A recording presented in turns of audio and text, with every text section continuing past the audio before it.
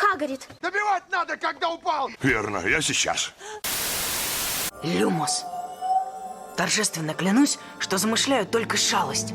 События к третьему фильму начали разворачиваться 12 лет назад, когда избранный на миссию победить злейшего врага человечества чуть не распрощался с жизнью. Приспешники Змеелика разделились на два лагеря: его злостные сторонники, которые ожидали его возвращения, и крысы, которые покинули тонущий корабль. Одной из таких крыс стал бывший друг Поттеров, который мало того, что предал своих друзей, так еще и подставил действительно ровного парня и крестного отца Гарри, Сириуса Блэка. Да только истинный предатель, успешно скрывавшийся в личине крысы более 10 лет, засветился на одной фотографии в газете, которую Сириусу любезно подарил сам министр магии. Из-за чего бродяга решил, что пора ему выйти по УДО и восстановить справедливость. В принципе, логично. А сам фильм начался с огромного ляпа. Школьникам нельзя колдовать вне школы, но Гарри в фильме делает домашнее задание с палочкой и рискует вылететь из школы.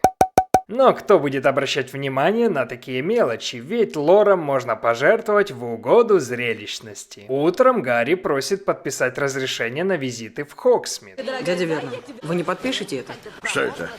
Да так, дарственное на вашу хату, все равно через пару лет свалите отсюда. К Дурслям на каникулы приезжает вредная сестра Рокфора и наезжает на родителей Гарри, что те были наркоманом и девушкой с низкой социальной ответственностью. Заткнись! Закрой рот! За такие гнилые разговоры избранный надувает язвительную тетку гелием и решает свалить из этого дурдома. Я хорошо обдумал твои слова, паршивый перс. А Марш летит явно третьим классом куда-то во Францию, зато бесплатно. Поттер ссорится с родственниками и идет бомжевать на улицу, где на него чуть не нападает огромный черный пес. Так рано главный герой пасть участью храбрых не может, и поэтому его спасают. Но так как дело происходит в июле, а не под Новый год, вместо Полярного экспресса к парню приезжает магический автобус «Ночной рыцарь» и подбрасывает его до магического квартала, по пути чуть не сломав ему пару ребер. Водитель водит невидимый автобус как полный псих.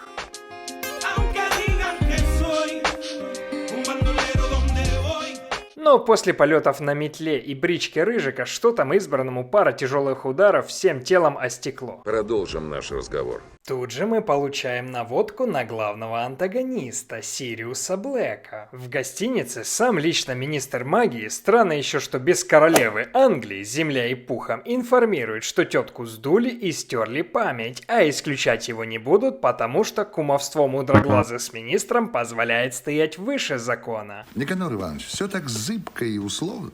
Но Гарри предупреждает, чтобы он меньше шастал, ибо в бегах убийца, и дарят новые учебники, как и Локонс, совершенно бесплатно. Правда, один из них пытается сожрать самого Гарри. Но Поттера такими фокусами не напугаешь, и он записывает книжку к травматологу. Тут же избранный находит своих друзей. Всезнайка завела рыжего кота, из-за чего у нашего рыжего теперь постоянный мандраж за свою крысу. Оказалось, что рыжая ОПГ побывала в Египте и даже засветилась в газете. Близнецы булят братца, а адекватно ведет себя только Магловед, который также предупреждает Гарри о Сириусе Блэке. Идет.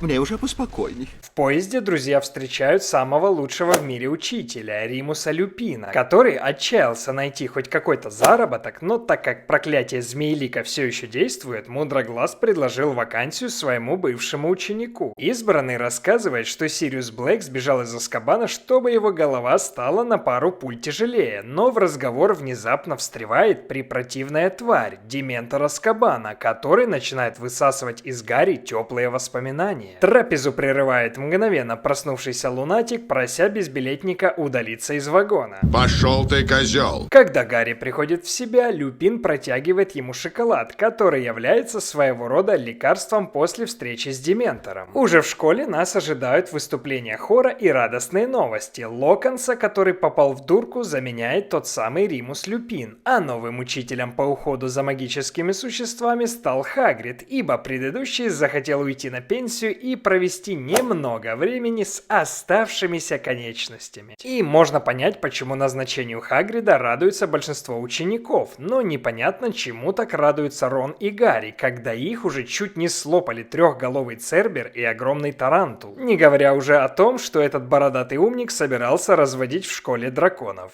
Если Хагрид выберется из Азкабана, я его убью! У кого-то там явно память как у рыбки. Вот только не все так радужно и хорошо. Из-за побега Сириуса Блэка школу весь год будут шестерить стражи Азкабана, поэтому директор просит не нарываться на неприятности. А если я откажусь? Из лора известно, что начиная с 3-го курса учащиеся должны выбрать себе определенные дополнительные дисциплины. Гермиона выбирает изучение древних рун, а также вместе с парнями уроки прорицания. И преподавать прорицание будет несравненная мать Круэллы и ужасная няня, потрясающая Эмма Томпсон. Вот только за то, что ее бывшему мужу летом отшибла память по вине школьников, она решает отыграться и неплохо так поиздеваться над детьми рассказами, как скоро их родственникам придется лечь туда, где не светит солнце. Она смотрит на Рона и прямо говорит: «А не ты ли, рыжий хулиган, сломал в том году палочку, из-за чего моего благоверного в дурку забрали?» Точно. Избранному и вовсе предсказывают быструю кончину из-за того, что у него в чашке плавает зловещее предзнаменовение, пес которого называют Грим, и это буквально черная метка. Вы разносите опасные слова. Очень опасные слова. Всезнайка говорит, чтобы парни остыли, ибо прорицание это довольно мутное занятие. Вот только тут Рыжик чисто на дедукции Шерлока обнаруживает, что у подруги аж 2 урока на одно и то же время.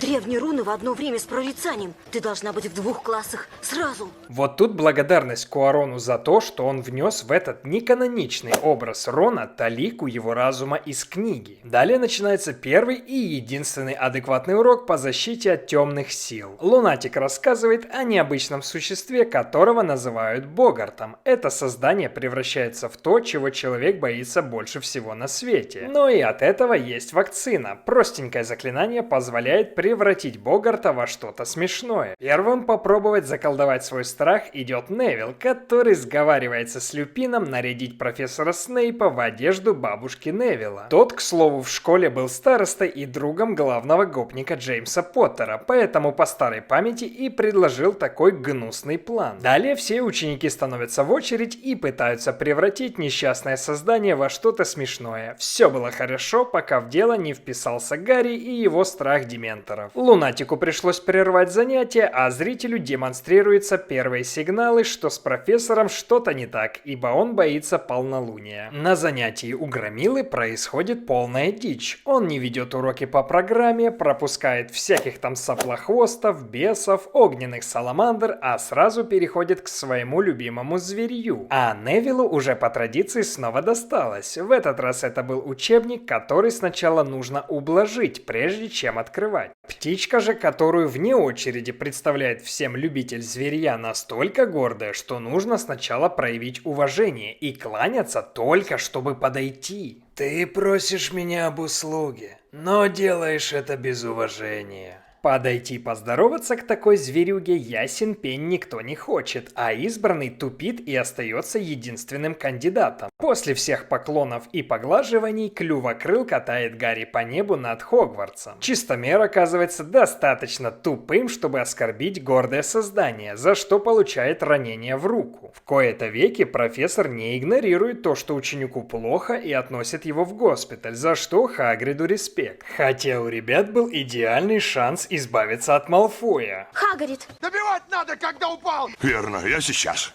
Да вот только сынок уже пожаловался папе и обставил все естественно, в неправильном свете. Ты шутишь? В газете пишут неприятные новости, что в соседней деревне был замечен тот самый Сириус Блэк. Друзья уходят на посещение ПГТ Хогсмит, но так как у Гарри нету разрешения от его неприятных опекунов, он остается один и снова идет депрессовать. А, нет, в этот раз он идет к поистине шикарному учителю излить душу. Тот рассказывает, как они были дружны с его родителями. Но начинается экшен. Кто-то изрезал полотно стражницы дома Гриффиндор. Подтягивается Мудроглаз и сторож, который без всякого там Бьякугана видит на расстоянии в полкилометра и находит вахтершу. Та и говорит, что в замок проник Сириус Блэк. Он здесь!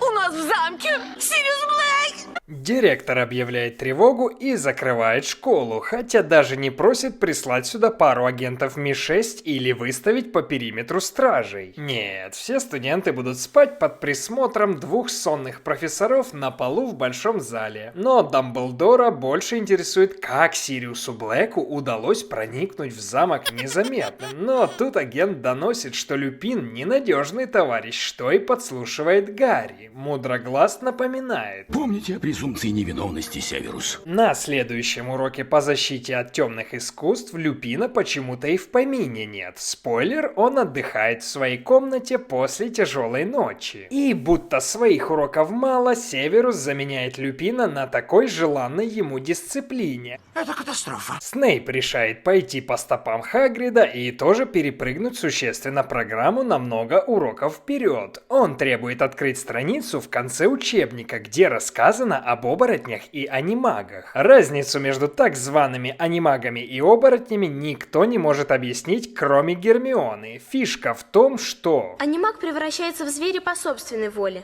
а оборотень обречен на это. В полнолуние, когда он перерождается, то уже не помнит, кто он, и может убить даже лучшего друга. Агент булит Гермиону, что она ходячая энциклопедия, и в отместку на жесткое незнание большинства Снейп требует написать огромное эссе. И так как чата GPT под рукой нет, а самому писать аж 2 листа влом, избранный пробует давить на жалость, что завтра важный матч. Но агента школьными играми не проберешь. Начинается квиддич, который и без того был похож на игру в кальмара, но в такой шторм это уже перебор. Поттер оказывается достаточно глупым, чтобы лететь за Снитчем в самые облака, за пределы стадиона и снова столкнуться с дементорами, один из которых выкачивает из парня все силы.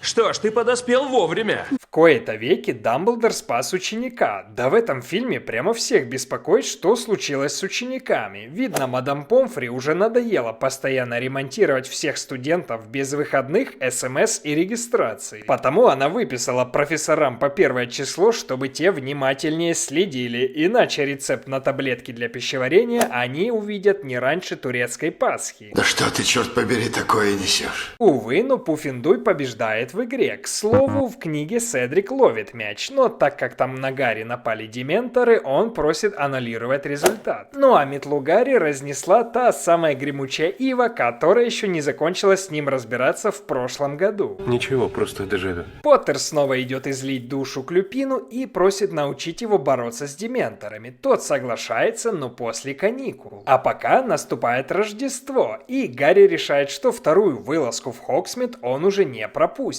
Братья Рона ловят его под мантией и отдают весьма ценный артефакт – карту мародеров, которая показывает всех и в замке, и в его окрестностях. Кроме того, они рассказывают и о тайных ходах, через которые можно выбраться. Жалоб нет. А Малфой начинает задирать Рыжика и Всезнайку за интерес к так званой воющей хижине, в которой водятся привидения. И раз в прошлом году он не понес наказание за свои слова, Поганая грязнокровка. то решает, что и в этом году прокатит. Вонючая грязнокровка. Но не повезло, и в этот раз за оскорбление Гермионы ему прилетает в лоб снежок, а потом и вовсе Гарри устраивает читерское избиение всей группы слизеринцев. Во время прогулки избранный подслушивает разговор президента, Хагрида, Котяуси и владелицы бара Размерты. Итак, Гарри заходит на огонек и подслушивает интересную информацию. Сириус Блэк выдал родителей Гарри Волан-де-Морту, да еще и убрал одного из их друзей, некого Питера Петтигрю, от которого остался только палец. И, похоже, у маглов судмедэкспертиза работает получше. Молчу уже о всяких там сыворотках правды и омутах памяти, которые позволяют погрузиться в любой флешбэк. Но пока информация в стиле «бабка возле подъезда сказала» воспринимается Поттером на веру. А хуже всего то, что Сириус — крестный отец Гарри. Услышав это, нервы подростка сдают, и он решает встать на путь Мстителя. Я Мститель. Когда-нибудь он найдет меня. И тогда я буду готов. И тогда я убью его. Непонятно только, как он собирается это сделать, если, по его данным, Сириус опытный пожиратель смерти, а Гарри очень посредственный школяр 3-го курса. Это невозможно. Правда, посредственность в магии пытается обучать Римус, и обучать он будет его особому заклинанию Патронуса, которое служит щитом против дементоров. Для активации нужны очень сильные счастливые воспоминания, которых у нашего главного героя маловато будет. Спустя несколько попыток, а не недель, как было в книге, Поттеру удается создать Патронус. Трио топает к Хагриду, а так как крыса Рона исчезла, друзья срутся, кто больше виноват. Но они забывают о разногласиях, ведь великан сообщает, что семейка Малфоев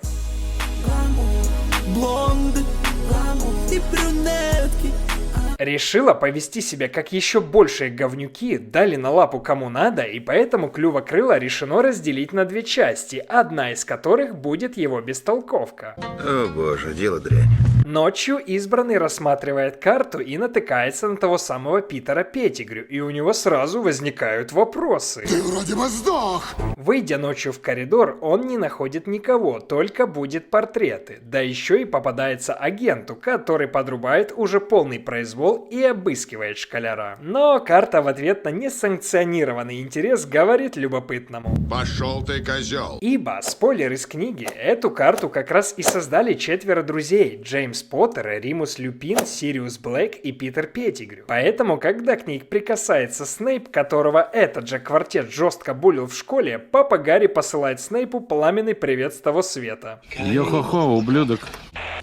И когда Снейп был готов придушить Поттера, Ты недоносок. конфликт разруливает Римус, которому агент бьет по самому больному, что тот вышел погулять под луной, намекая на его болезнь. Низковато, даже учитывая, что Римус был одним из бригады гопников Джеймса. Но лунатик сам берет Гарри под волосатую лапу и выписывает тому по 1 число за то, что парень шарится без защиты сам ночью, когда убийца может быть рядом. Гарри, который и так уже 50 раз едва ли разминулся с Костлявой, обрел к страху полный иммунитет, поэтому ему эта лекция была нужна как питье варенья. И вместо раскаяния или сомнений Поттер сливает, что пошел шариться не забавы ради, а в поисках уже почившего Питера Петтигрю. У меня просто нет слов. В новом семестре прорицательница, будучи серьезной дамой, успевает наехать на Гермиону за то, что та не ухаживает за кожей, и у всезнайки сдают нервы. Спойлер из книги: у Гермионы особая нагрузка по уроках, а вдобавок она шерстит юридическую литературу, чтобы помочь гиппогрифу Хагрида отмазаться от казни. Гарри решает вернуть шарик владелице, да так как назло выдает злобное пророчество, что скоро прольется невинная кровь. Где прольется моя кровь? И что слуга, предавший друзей, воссоединится с темным лордом. От таких новостей и голоса из преисподней Гарри решает пойти высушить штаны. Вечером того же дня троица пьет чай у Хагрида, где тот возвращает крысу и говорит ребятне сваливать. Ведь вам надо уходить.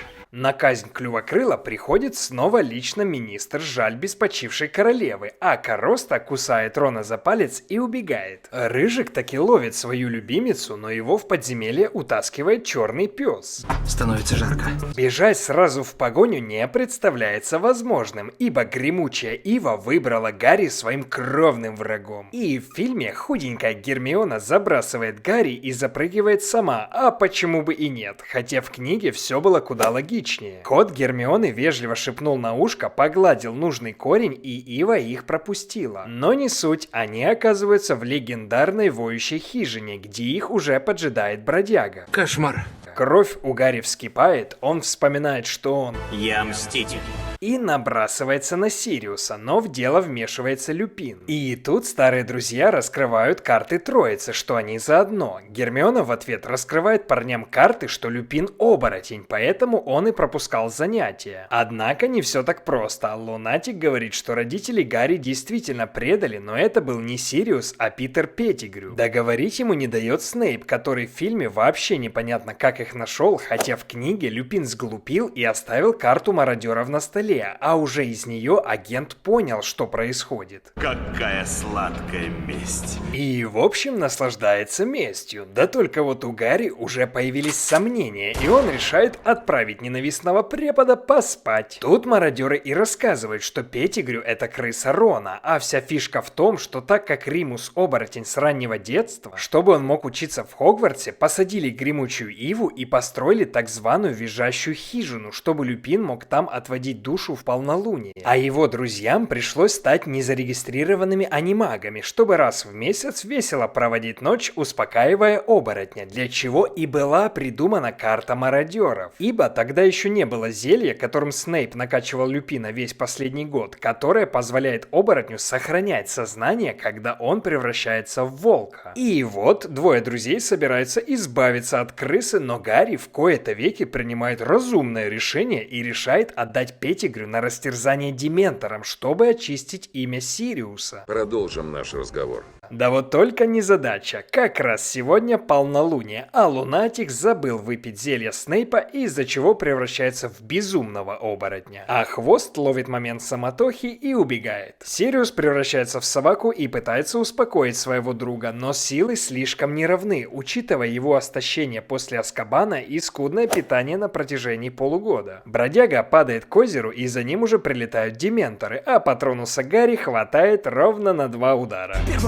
Тот, кто на словах вроде бы крут. Вот только на противоположном углу образуется охотник на привидений и разносит эту толпу. Поттер от усталости теряет сознание, просыпается в госпитале и говорит, что видел отца. Всезнайка отвечает, что у него белая горячка, а Сириусу готовит поцелуй дементора, который высасывает душу, но в дело вмешивается... Великий человек Дамблдор. И говорит Гермионе, что его руки связаны, но она знает правила и нужно сделать 3 оборота. И тут выясняется, что весь год Рон не просто так удивлялся появлением Гермионы. Откуда ты взялась? Откуда ты взялась? Когда она появилась? В общем, у нее есть карманная машина времени, которая позволяет ей не создавать вторую реальность, а буквально клонировать себя и быть в 2 местах сразу. Итак, Всезнайка и Избранный переместились на 3 часа назад и побежали спасать Клювокрыла. После поклона и подкупа хорьками птичка согласилась пойти, а палач в этот раз разрубил тыкву. После Гарри бежит смотреть на своего отца, но тут до него доходит, что это он сам использовал Патронус и разогнал дементоров. Избранный устраивает стражникам Азкабана бесплатный солярий, а потом дуэт освобождает Сириуса. Поттер хочет пойти с ним, но бродяга говорит, что пока его жизнь будет слишком непредсказуемой, поэтому ему отдают гиппогрифа и он улетает. Утром парень получает в подарок молнию, самую быструю метлу в мире. Куарон вырезал этот подсюжет, но ее Гарри подарил сам Сириус, когда сбежал из тюрьмы. Это был подарок крестного за 12 лет. Всезнайка донесла Котяуси, и та забрала метлу на добрые полгода, и вернули ее только после последних событий. Люпин же написал заявление по собственному, ведь кое-кто проговорился о том, что он оборотень, и Лунатик уходит из школы.